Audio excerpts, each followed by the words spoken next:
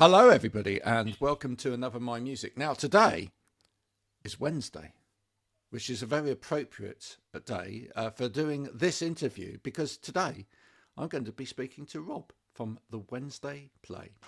But first, before we get into all talk about music and wonderful wallpaper and great interior design, we will have this little video from the wonderful people at Analog Trash. Keep on, don't stop.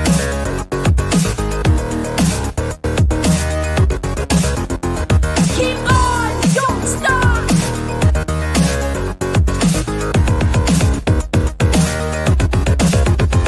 Keep on, don't stop.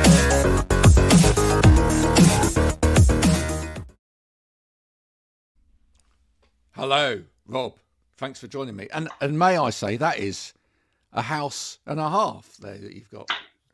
Thank you very much. Yeah, this wallpaper. We found it in the street, and yeah, it looks very nice, I think. Yeah. But I love the fact you've got all of those different colours there as well going on with the different door frames, etc. You know. Yeah, I'm a colourful person, and we're a colourful band, so it's very appropriate to be doing it in the hall. Well, that's very appropriate that I should be interviewing you then, because I was actually in a band in the 90s called the Colourful People. Yeah, I know all about that. Yeah, so in serendipity, it's Wednesday. I completely forgotten what day it was, to be honest. Yeah, that kind of it kind of fell into the right place, didn't it? Tell me, when did music making first start for you? Oh God, I reckon about 30 years ago. I was You at don't school. look old enough, by the way. Well, thank you very much. Yeah, I definitely am. I was about 15, and a mate of mine said, "Do you want to join my band?" I couldn't play anything, and Right, so inevitably, when you can't play anything, they say play the bass. bass. Yeah, so I learned how to play the bass, and just been sort of doing it in various guises and bands and things since then.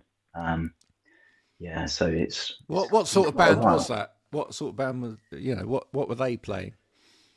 That was we'd be playing. Well, it was very much sort of like the Britpop time, but Nirvana were really big, Yeah, and it was covering.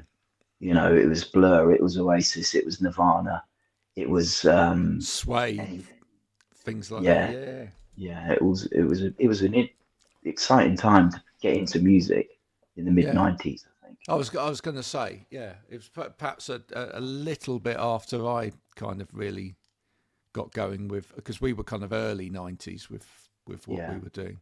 But yeah, it was an exciting time. There were so many bands that were coming out with great songs. They kind of then, a lot of them disappeared again quite quickly, you know. yeah. It was like almost like one hit wonders. But some of those bands were great bands live as well, weren't they? I mean, Yeah. did you People go like to any gigs? Supergrass. Well, do you know what? I grew up in Glastonbury, so I didn't Oh, go to not far from gigs. here. Oh, where are you? I'm in Somerset, so I'm in Chard. Yeah, Ah, oh, in Chard. Cricket St Thomas near Chard. yeah. Um, Don't go there. Don't go the Mr. no, Blobby route. He's all gone no, now. don't go there. Yeah. Oh, good, good. Yeah, not everything in the '90s was good. But yeah, Glastonbury Festival was the first gig I went to. So it, Mind it blowing. was, yeah, quite a big thing. Um, Probably '94, I think.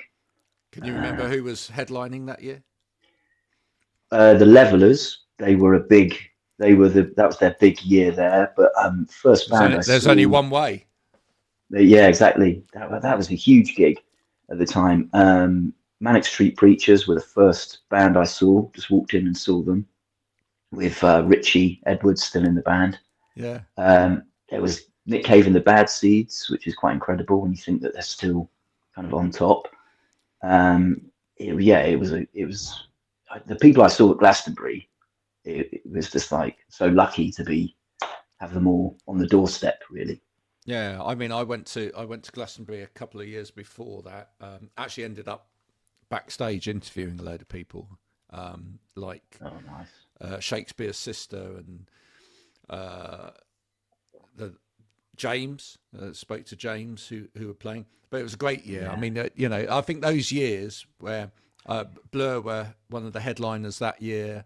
Tom Jones was the sort of older act that came back and played. But yeah, it was really, really amazing music years. And I think there was a lot of, I think one of the things for me in that period as well was music was morphing a lot. There seemed to be a lot of stuff happening between, on the one hand, you'd go and see 808 State or someone like that putting out sort of, dance music and alternate and people like that. And then you had all of these guitar bands. And then you had a lot of stuff that was melting pot in the middle that was very kind of had like drum machines and dance beats and whatever, but had the guitar on the top. Yeah. Did you feel like that was a great time for getting that melting pot of music together? Yeah, well, it just sort of seemed normal, really. And then when we've come to do this record that we've made now, it's kind of that having those diverse influences and using things like drum machines, mixing it with guitars, it just seems like normal. And back then as well, you got all these legends who were still going from the 60s and 70s. I remember seeing like Ray Davis, and just mind like Bob Dylan. I suppose he's still going now, but Bob Dylan at Glastonbury, and totally incredible. Though it was an incredible time, and I think we seem to be moving more and more away from like those kind of big heritage acts in a way. I wonder whether that kind of time will ever happen again. I don't know that it will, because like even the bigger acts that are coming up now, the music moves on so quickly to the next thing and the next thing. I think it's quite difficult for people to necessarily ground in around the moment. I think people these days, they perhaps more than liking bands, more than liking acts, they like songs.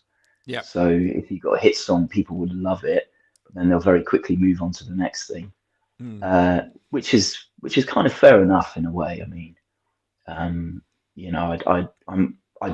think it's an exciting time to have music now, to be listening to music, and I think people listen to probably more music or a bigger range of music than they ever have with things like Spotify. But I have noticed it is harder to get people interested in you as a band, whereas actually they can be quite interested in, a 30-second snippet of your song that you put on social media, and they can get really excited about that. But that doesn't translate that they're gonna, turn into your fan necessarily. Yeah, they're just liking what's put in front of them.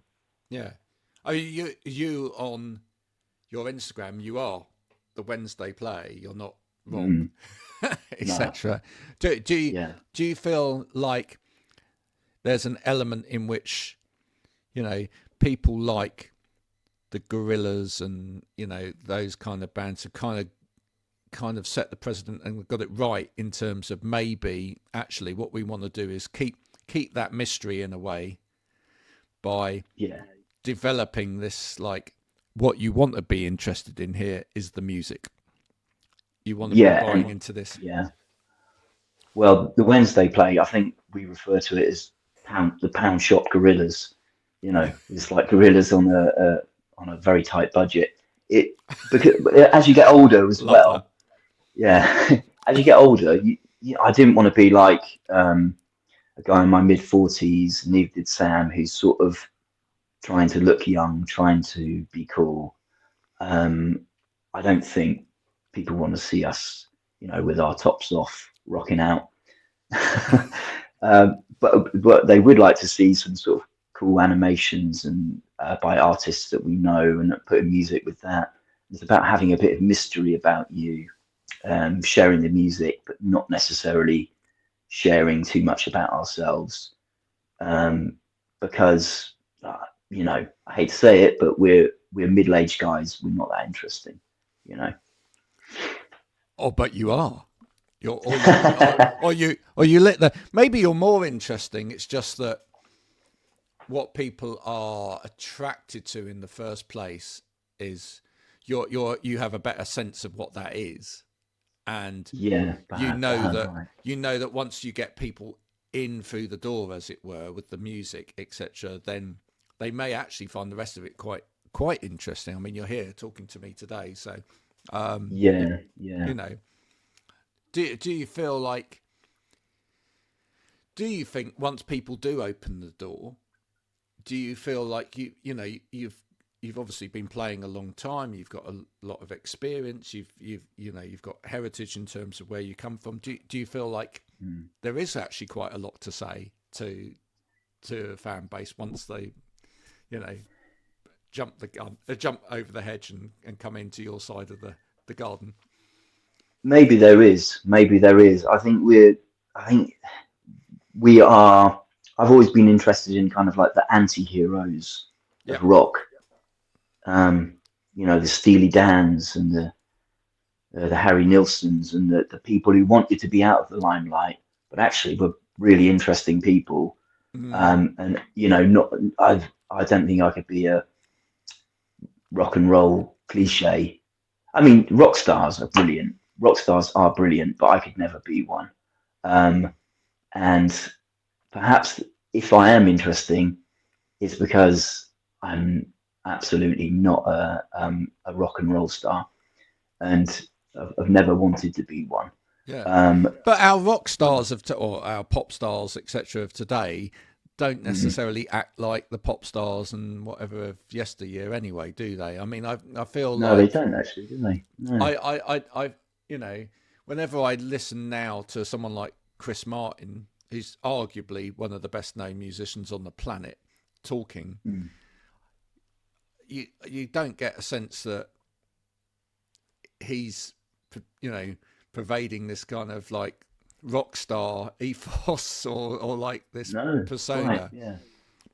Yeah. I mean, he kind of seems to be coming from a genuine place about himself, and he's quite open and honest and trying to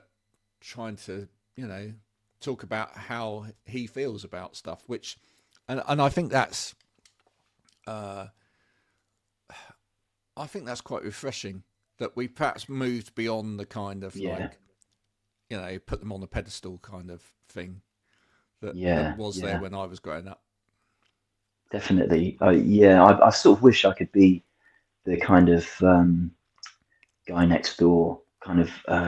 I do really like the way so many of the young artists are so themselves, but I think I've always kind of struggled to be myself.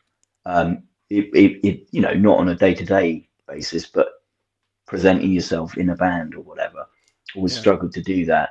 So you end up being a bit sort of arch, or a bit like kind of rather. You can either go two ways. You can either present yourself as this bombastic rock star, or you can be the sort of person who's a little bit not sly, but kind of holding back, and you're a bit intrigued about them. Whereas I really do have a lot of respect for the people who are like, this is me. Perhaps, my friend, you just need to do more of these conversations, because I think you're coming across as that genuine guy next door right now. Oh, well, thanks. Although I certainly know that my next door neighbours do not have that great colour scheme in their house. So. Well, neither do mine, and I know that because I fed their cat last week. So I had a good look around their house. Yeah, it was quite bland, was it? It's all right. It was. We won't tell them. It's fine. No, well, I never understand people that don't put pictures on the wall. I hope they're not watching. But like your background, I can see you've got lots of pictures. Well, this I've got. Yeah. This is the thanks for bringing it up. This is the My Music board, and you might actually hopefully send me something afterwards to put onto this. But these are people that have appeared on the program over the years, which is rather nice. People have sent all of these little things, and I do feel like we're getting back to proper connection with people. And do you feel like that's coming through in what you're writing about in your music as well? You know, it's like some of the people here have actually bothered to write me letters that came through the post as opposed to just emails, which is really nice. And there's an excitement about getting something which is, you know, incredibly personal and tangible and feels like it took effort. Do you want people to feel that about what you've written in with the Wednesday play? I think absolutely. I mean, well, definitely in the ways so far that we've released music, it's all about having something tangible. So we've done, you know, this isn't big runs, but we've done like a sort of 7-inch. Love that. Yeah. Good. So, do you know what you need to hold? You need to hold that up again, my friend. Oh, sorry, go on. Yeah. No. The reason being is that there may be people out there that have never seen one of those, right? They will have seen maybe a 12-inch vinyl, but there you go. That's a 7-inch vinyl. Years ago, folks, we used to queue in places like to buy those to get them up the charts. Yeah. You know, back in the good old days when it was really important to, the best way to support your artist was to actually get, you know, queue and let all of your friends know that you were buying that, you know. And if you couldn't afford the vinyl, then this is the other thing we've just released, single and cassette, which in a way, as much as I love vinyl, I am kind of a cassette guy. I think me and Sam from the Wednesday play, we both bonded initially over our love of cassettes, which is sort of reflects the, you know, the 80s and 90s era that we grew up in, and that was how we got all our exciting music. And it was that feeling of you buying it, and then you got to get the bus ride home. You want to listen to it, and you're looking at, you know, poring over the sleeve notes and all that sort of thing. Yeah, and folks, again, I want to say to you, last year I had to go out and buy myself a new old stereo system because I was getting sent so many cassettes now by bands, which is great. I absolutely love it. But if you haven't tried it out there, if you're a young person and you haven't tried it out there, make someone a mixtape. I mean, oh my God, yeah. It's just, there's just something about that, right? Yeah. It's I think you don't truly love someone until you've made them a mixtape. No. That's true. It's the ability to like stop and think about. I mean, I know you make people make playlists for each other, and they can share playlists on Spotify now, and even do that thing where they see whether, you know, what the compatibility is like with their playlist against your playlist, and all of that's great. But there's something about actually having a, you know, put on a record or a CD and then burning that to a tape and then putting the next one in and choosing it and thinking about the order of stuff that's really, really visceral and actually shows just how much effort you're taking in the conversation. Because, you know, all of this stuff is about conversations, right? Do you feel like with what you're doing, you're starting conversations with your audience, and what are those conversations about? Well, yeah, it's if it's starting conversation, it's interesting because our lyrics. I was thinking about this today. Where the music's quite upbeat, but the lyrics are all about like kind of being quite lost, disoriented, confused, and it's kind of not an existential sort of thing. It's not a where is my place in the world sort of thing. It's the kind of having children sort of thing, where you've just had you've got children, right? Yeah, right? Five of them. Yeah. My God. So, but when you have that first child, so I wrote a lot of the lyrics for this album. I just had my first child, and you're not used to losing sleep, and just that feeling. I had so all of these paranoia. Yeah. Right. So all this paranoia and whatever, the lyrics, it all comes from a place of not having enough sleep.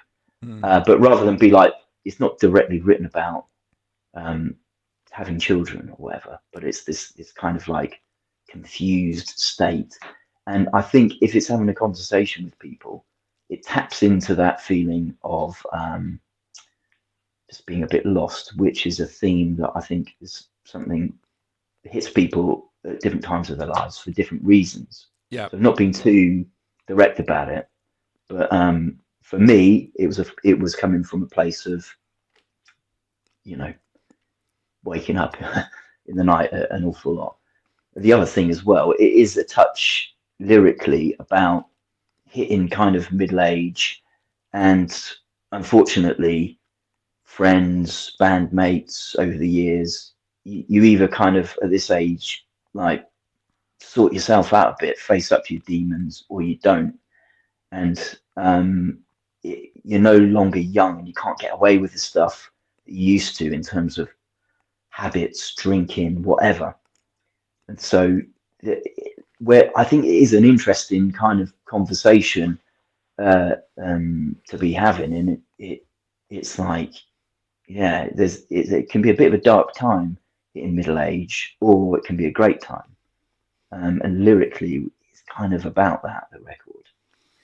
And in a way, although that's, you know, coming from a perspective of being middle aged, etc., I can see that still is very relatable for a young audience, because I think actually these days, and as I say, I've got 5 youngsters of my own, I feel like young people are almost expected to grow up very quickly. I think that the speed of life and whatever is just so fast, and the decisions that they're made to make, or seemingly being told that they need to make, don't really leave them with much time, you know. So I'm pretty certain if I went back now, or if I, you know, was 18 again now, I'd probably feel a lot of stuff that a lot of middle-aged people are feeling, because I'd actually feel like, you know, whereas I do think when I was probably 18, I thought I was kind of indestructible and I could achieve absolutely anything, you know, because the world's your oyster and whatever. And I think these days youngsters are actually, and I feel sorry for them in a way, although you cope with it very well, all of you. I feel like there's this pressure on young people to have all the answers, and they can see on their screens reality. Whereas I think I think personally, I think I grew up in a very naive culture, right? I mean, for me, one of the main things, I guess, was you take a pivotal musical moment in time, which was Live Aid, right, in the 80s, and you know, we genuinely believe there were loads of concerts around that kind of time. There was Live Aid, there was Free Nelson Mandela, there was, you know, the sort of end apartheid type things and what. And every time you watched one of those, or you were involved in one of those things, and all of the charities that we've all supported over the years, like Children in Need and Red Nose Day, they all started around that time. There was a genuine belief that we could just change the world. And now what we know is that it's not that easy, and we can't just change the world. And even Bono, if anyone that's watching ever reads a book, there's a book that Bono wrote, or sort of Bono did with a author. I think his name was Michael Laskis. He's a journalist, and it's a set of conversations. And in that book, he talks about that naivety, and he talks about the fact that they thought we could be part of this. We thought we could raise all this money and then stop what was going on in Ethiopia. And then he went out and he found out that actually the problem was so much bigger, and that it wasn't going to just happen like that. And this was going to take long, systemic change and political change and whatever over a lot of time, and it was going to be a hard slog, and it will never fully get there. And I just think that youngsters these days are kind of faced with that reality, and I think what you're writing about is actually really relevant to everybody these days. Yeah, yeah, and it was just while you were saying that as well, it also made me think actually is probably why, they're not as naive, young people. That's probably why they don't really want to buy into these kind of rock star myths. They're a bit more savvy in terms of what actually life is really about and what, Yeah. and that sort of thing. But I do feel a bit sorry for young people growing up, although I think they're wonderful the way they sort of so in touch with their feelings and just their mental state and things like that. When I was an 18-year-old, I didn't have a clue. I just went for it, Exactly. which was great, but also I was just staggeringly naive, and but it was exciting because back then it was like it was very exciting to make music. I wasn't at all cynical about it. And it would be, back then the thing was, are we going to make it? Will we get a record deal? And the idea was like, once you get a record deal, you've made it. Yeah. And maybe it was back then, but I've had record deals. And Well, you and me both, and it didn't work. no, I certainly haven't made it, whatever it is. But I think now, what's nice, and young people are good at this, and I've learned it from them, is that in music you define your own success. So it doesn't you don't necessarily need to be getting millions of streams or whatever. What you think about, what does success look like to you? And to me, it's like, if you release that and some people buy it, that is wonderful. You play a gig and you've got a room full of people enjoying it, that's success. And I think that's probably more realistic than this idea that we used to have of made it or not made it. Yeah. Yeah. Although I like starting revolutions, I'm still starting revolutions. And, maybe along the way, there's always an opportunity to do something slightly different, which is good. Colourful, even, Absolutely. Just like your wallpaper. So what's the Wednesday Play up to in 2025? What can we expect to see from the Wednesday Play this year? Well, debut album is out in 2 days' time, Friday the 7th of March. So very excited about that. And it's sort of 10 songs out on One Shoe Records, which is a UK-based label, which kind of specialises in US and UK hip-hop. But also there's a bit of Indian stuff, other things going on there. So we're really excited about that. And then I think we'll try and... We don't, unlike other bands that me and Sam have been in, we're not really a live band, except if there's a big offer to do something really, really good. With our previous band that we've been in together, we gigged all over the country, playing everywhere and anywhere. Well, you've got a young family, so you've got to... Yeah, exactly. Yeah. But if there's something really juicy that comes along, we'll do something special live. But other than that, we're probably... I mean, Sam, what he's busy doing is he makes his own... It's quite interesting. He does all the music. I do all the lyrics and vocals, apart from the guest musicians. He's busy building his own synth and stuff like that. Whenever I go around, he's got... what you need to get into? He said, yeah. I'm always telling people what they need to do on here. Excuse me a minute. I'm just going to turn the heating off because it's getting so hot. Right. Yeah, What you need to do, the one that you need to focus on, and I was doing a bit of work with another band who did this, and they all had quite busy lives as well, but they got in with the Foodie Festival. You should get in with the Foodie Festival, and I'll tell you why. Because I think they do about 4 festivals in the UK in the year, so that's it. Right, it's 4 dates, but it's super kind of family orientated, and it's all about food. I mean, I just think when you're like our age, you're younger than I am, but when you're like middle-aged and whatever, if you can go to a festival, get lots of free food and play and whatever, and it's family orientated, that's it. Perfect. Yeah, So if that's success. Yeah, if you're watching from the Foodie Festival, or if you know someone involved in the Foodie Festival, get them to reach out and talk to Rob from the Wednesday Play and see if we can get him on that, because that would be great. And then I think that would be 4 gigs in the year, perfect, and a full belly for everybody in the family all the time, which would be great. You know.